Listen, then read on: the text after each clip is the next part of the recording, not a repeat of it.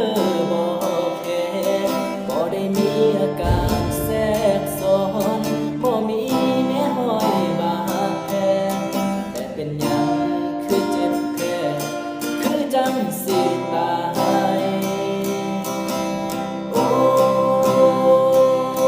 สมอ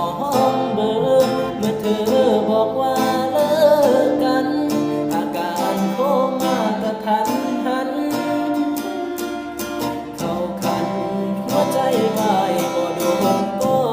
ตายบ่นานก็คงสิ้นใจสิมีชีวิตต่อไปแบบใดคงขาดใจบ่มี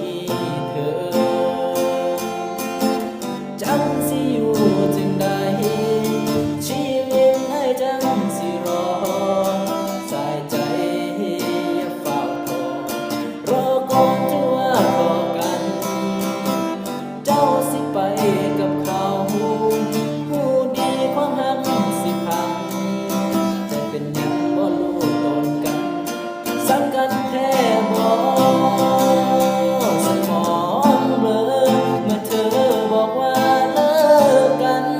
อาการโคม่ากระทันหันเข้าคันหัวใจวายบ่โดนก็ตายบ่นานก็คงสิ้นใจสิมีชีวิตต่อไปแบบใดทุกการใจบ่มีเธอ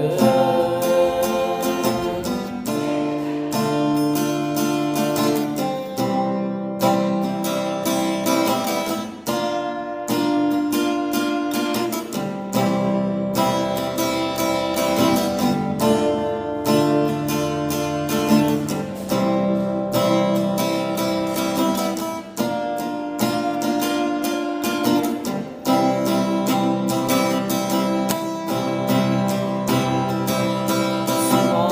งเบลอเมื่อเธอบอกว่า